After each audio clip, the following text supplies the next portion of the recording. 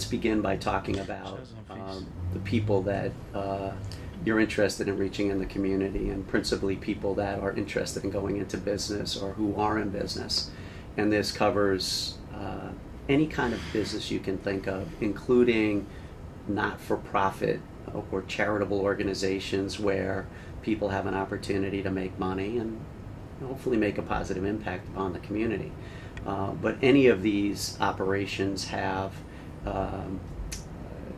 forks in the road, and there will be days when you run a business when some of the obstacles and challenges of running a business become so great that going left at that fork seems like the right idea. And there are a lot of pressures in running a business, and the bigger the business and the more employees and the greater the payroll, I think the greater the challenges for people who run the businesses, and temptation to skirt the law, to play in the gray area can be very great. And oftentimes I think people are truly motivated by their devotion to the people they employ, their desire to be successful, their own personal financial obligations. But doing what I do for a living, being a criminal defense attorney, when people end up in that gray area or cross the line and commit crimes, and they come here, they are met with different challenges and different problems in terms of the criminal justice system and the havoc that it can wreak on their lives, not just their business lives and the health of their business, but on their family life and their futures. And so as I understand the message that you're trying to send to the people in your community that are out there in the business world, what I would contribute to it is this notion that police, law enforcement, whether it be FBI or the United States Postal Inspection Service, there are so many different law enforcement agencies, Secret Service, deal principally in counterfeit money. You now have TSA, you have Customs and Border Protection, you have ICE, Immigration Customs Enforcement. There are more law enforcement agencies out there than you can even count. All of them with a stated purpose of trying to find people who are out there conducting business and committing crimes. And a large majority of these agencies, which go beyond your local police and the state police and the park police and the state park police, most of these law enforcement agencies deliver their cases ready-made to prosecutors, federal prosecutors, which means that if you're involved in a business crime, you can bet that the likelihood is that you're going to be meeting with a federal judge and a federal prosecutor, learning about what it is that they're charging you with in your case. And these cases ordinarily require an enormous effort on the part of an individual or a company to defend allegations in terms of money, in terms of time, and maybe as significant as all those things in terms of a disruption in your life. These cases can go on for years and truly change the way you live your life on a day-to-day basis. And so the words of caution that I would give would be that very often the mistakes that lead people to end up in these situations are so minor, have so little of an upside in terms of potential for the business and for gain, that if compared to the downside risk of being caught up in a prosecution where your adversary is the United States of America, or if you're lucky, just the district attorney's office, you have an adversary who has resources far beyond what you could ever muster or imagine. And very often you could find yourself unfortunate enough to be at the mercy of a prosecutor who is not necessarily fair-minded, who is not necessarily predisposed towards being even-handed. And in those cases, you can find yourself in a far worse situation than you even deserve to be. You find yourself at the mercy of somebody who, frankly, isn't necessarily predisposed towards functioning in that manner. And so, just because you decide to devote your efforts and your time to working for a not-for-profit agency or for a charitable agency, frankly, those types of institutions these days seem to be drawing even more law enforcement attention. I think, unfortunately, because they have been used by dishonest people for a long time to disguise and hide illegal activities that they've engaged in. And so while it's laudable and certainly commendable that people devote time, and while you might make a lesser salary and you're certainly giving back to the community, any transgressions of the law, any mistakes like that, don't get any special consideration generally from prosecutors just because it happened in the context of a charitable agency or a not-for-profit. They tend to be quite aggressive, frankly, in coming after people who use the protection of those types of organizations to carry out their criminal activity.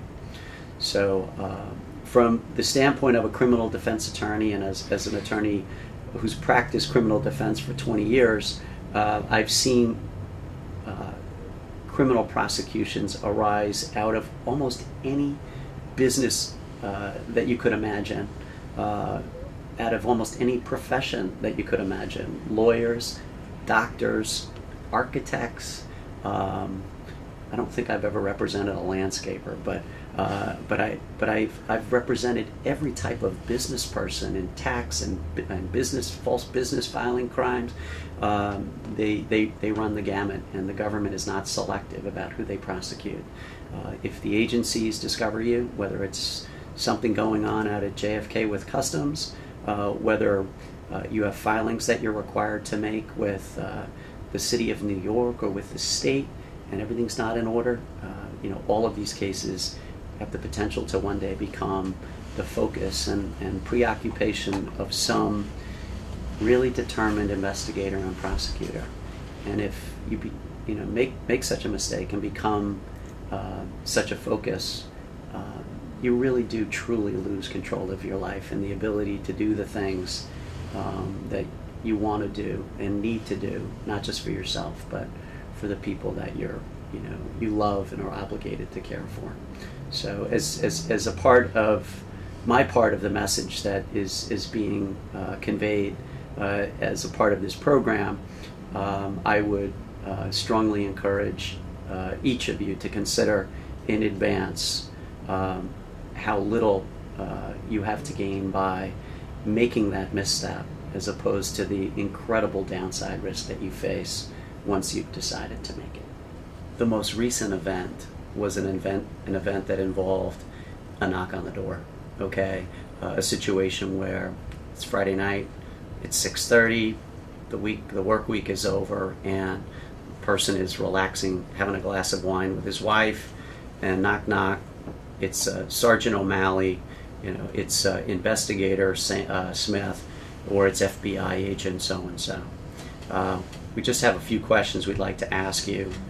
You work at ABC Company, and I apologize for the late hour, but if you just answer a few questions, we'll be on our way.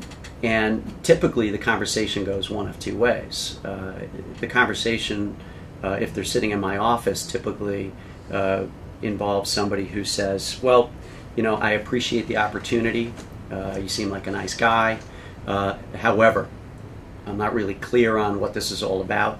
I'd be glad to cooperate with you and give you a complete statement as to what I know. I'd just like to speak with my lawyer first, and once I get him available, I'll do everything I need to do to cooperate. That person generally ends up in my office, and we have a conversation about ABC Corporation and all of the good reasons why that guy probably shouldn't have talked to the agent or investigator. In other scenarios, the person who's at home with his wife on Friday night, having had a glass of wine and relaxed and a little disarmed, answers the door, has the same pitch, and thinks to himself, oh my God, I'm the president of ABC Corporation. And they know that we falsified our inventory. They know that when there was an audit by state tax, that we falsified the information. And they also know that, you know, they also know that I was a part of it. And so what am I going to do? So this guy maybe runs in and talks to his wife, panics, he might go to the bathroom and pee, but ultimately he decides, I'm just going to tell the truth. Okay, he may resist at first, to which he will get a response from the investigator. Pal, if you're not going to talk to me today, we can talk about it downtown. I'm going to arrest you. Okay, and you know, if now's your chance to help yourself. Okay, but if you don't help me, I'm going to arrest you. The truth is, very often that investigator doesn't have enough information to arrest the person. Okay, and they really need the principal at ABC Corporation to demonstrate through his statements that he did have knowledge of what occurred. And the investigators are very smart, okay, and what they do is they certainly are free to manipulate the truth and to misrepresent what they would do under certain circumstances. But they understand that most people are predisposed towards being cooperative to police when confronted. And they exploit that by getting you to talk about things that you probably shouldn't talk about if they're there to talk to you. And so what happens is the investigator needs to get that statement. Will do almost anything to get that statement, to convince you to give it to him. And a lot of times people do. And I've had people sit in my office who were lawyers after they were released from jail explain to me that they didn't really think about their Fifth Amendment privilege and their right to speak to a lawyer. And they tell me that, well, he told me that if I didn't give a statement, that I would be arrested. And so then I asked them, well, after you gave the statement, what did he do? Oh, he arrested me. And I say, well, you know, I think ultimately in your statement you admitted to a lot of wrongful conduct. You basically admitted to the crimes that he was thinking you committed, and so you know, it makes perfect sense that he then arrested you. And then of course they make bail and they come out, and now we get to defend the case. The problem is, unlike the other person who said, I'd like to talk to my lawyer, the government through their agent now has a very important piece of evidence. It's in essence a confession as to everything that they need to prove the case, and it relieves the investigator of the obligation to put the case together. And more importantly than that, what it does is it changes the entire landscape of the negotiation that takes place that helps you resolve the case. And so what I tell people is that certainly there are cases where people benefit from speaking to the police even without their lawyers. It does happen. It is a rare event, and it's an event that occurs where a person places great faith and trust in the law enforcement officer that knocks on their door, that they don't know. And certainly I think that in the situations where people benefit from that leap of faith, it's a wonderful thing. But when people call me, I generally don't tell them to take that leap. When people call me at 7 o'clock on a Friday night and they tell me that there's an FBI agent at their office, what I suggest to them is that they tell them that they have an attorney, that they need to speak with the attorney before they decide whether they're going to talk or before they're able to cooperate. And when they do that, things generally work out for the best. So that's the advice I give to people, whether or not you have committed in your own mind a crime. Even if you're completely innocent in your own mind, when you give statements to law enforcement, something happens after you give them. What happens is they are heard by another person. They are then memorialized by another person, either in whole or in part. And ultimately, it takes a lot of faith for us to believe, for me to believe, that in cases of great importance, and some of lesser importance, that those statements make it to the formal record of the case with integrity, with accuracy, and with completeness. They don't. And in the worst case scenario, there are police, there are law enforcement officers who do not take their job to record those statements accurately and completely seriously. And there are even some who will change what you say and put it in the record. And once it's there, it is very, very, very, very difficult to make it go away.